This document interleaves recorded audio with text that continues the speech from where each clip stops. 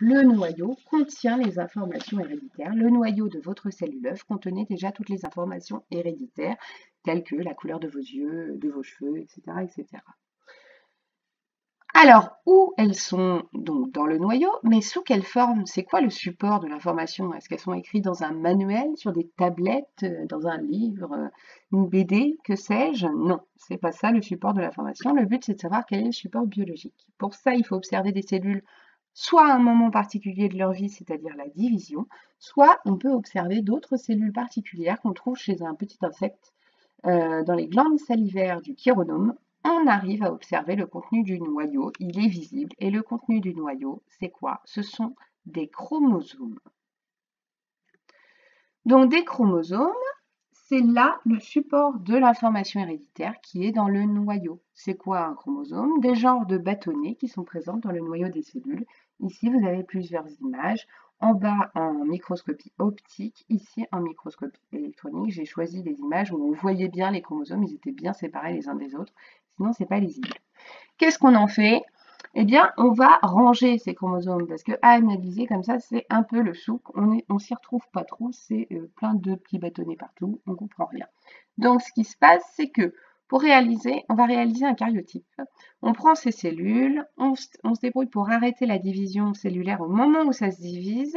On prélève l'échantillon et on met sous un microscope pour obtenir la photo qui ressemble un petit peu à ce que vous avez vu là, hein, d'accord? On obtient tous nos chromosomes qui sont bien étalés. Et ensuite, on va faire du découpage. Alors maintenant, ça se fait par informatique, mais je vous assure qu'avant, on faisait du découpage de ces photos pour les ranger par taille et par paire. D'accord? Des plus grands aux plus petits, et souvent à la fin, on met une paire particulière.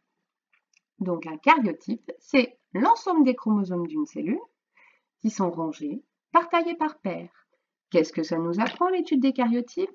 Première chose, si on compare un homme et une femme, le karyotype d'une femme, des cellules d'une femme ou le karyotype des cellules d'un homme, eh ben on va remarquer qu'ils ont tous les deux 46 chromosomes, 23 paires, et qu'en particulier la dernière paire, alors chez la femme, il n'y a pas de Y, on a 2 chromosomes X.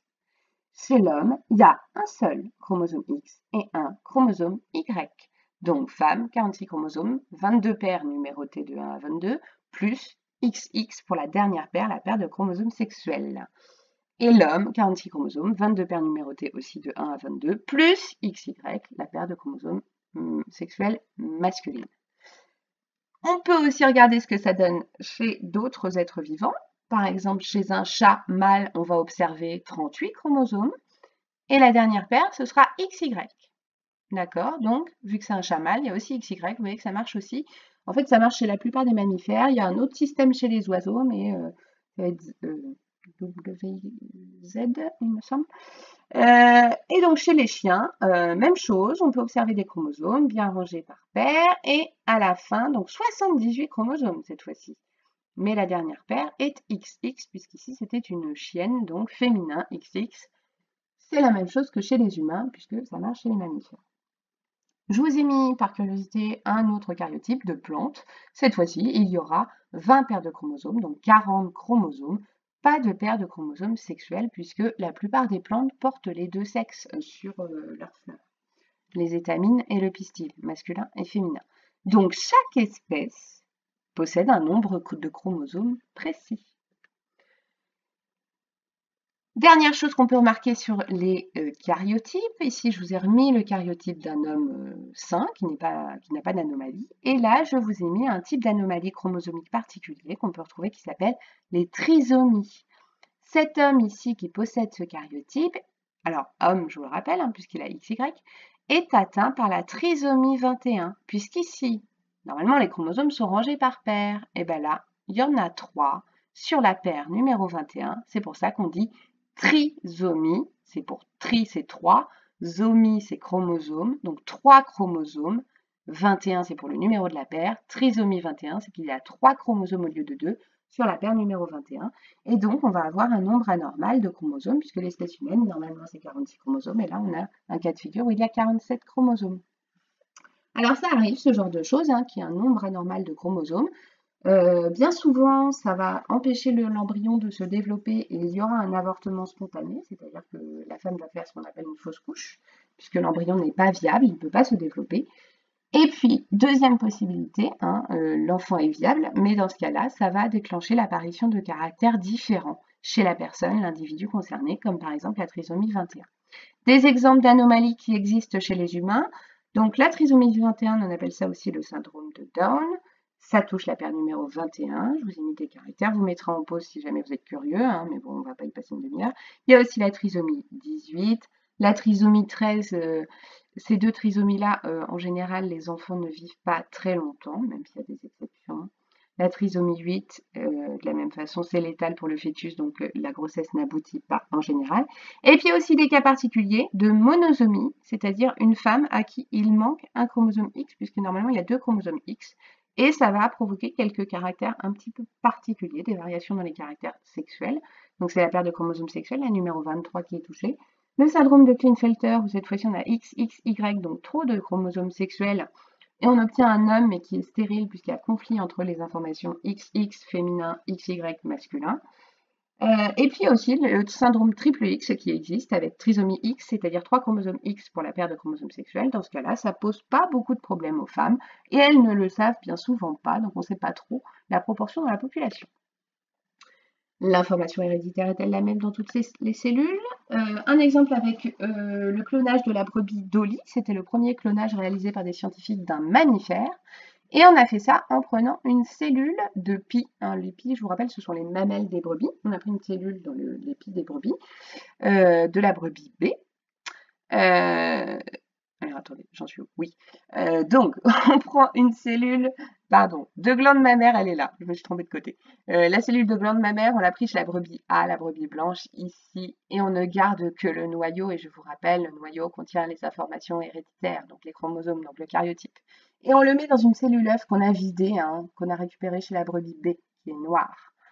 Donc ici, théoriquement, les informations héréditaires sont celles de la brebis A, la brebis blanche. Étape 4, on provoque le développement de cette cellule œuf en embryon qu'on a fabriqué. Cette cellule œuf devient un embryon, donc elle multiplie ces cellules qui contiendront le matériel génétique, les chromosomes. On met ça dans une autre brebis différente qui est la brebis porteuse et on obtient Dolly qui est le clone de la brebis A puisque Dolly a été créée à partir du noyau d'une cellule de la brebis A qui contient toutes les informations génétiques, tous les chromosomes de la brebis A.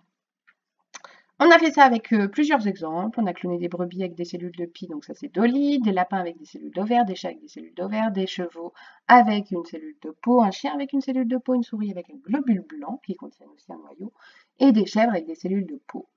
Donc on a réussi à faire plein de clonages à partir de plein de cellules différentes. Parce qu'un individu humain, c'est environ, pour un adulte, 65 000 milliards de cellules, ça fait beaucoup de cellules.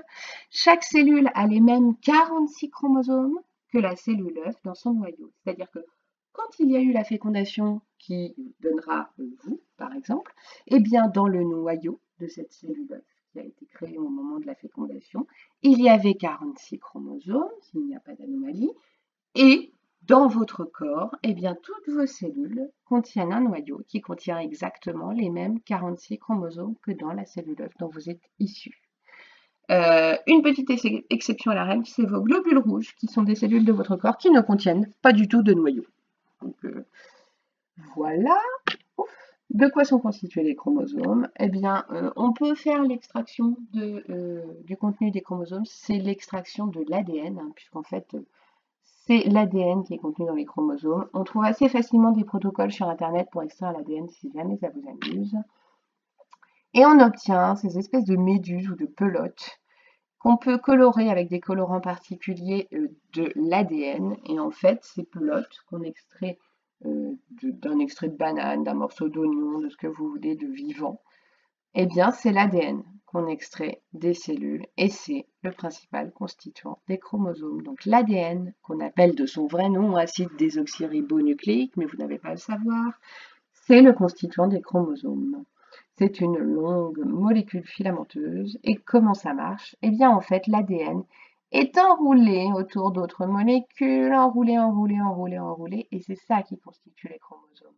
Donc un chromosome, c'est un peu comme une pelote d'ADN. Vous savez, une pelote de laine, c'est pour enrouler la laine pour pas qu'il y en ait partout. Et bien la cellule, elle se débrouille pareil, c'est-à-dire pour pas que ce soit trop le bazar dans le noyau.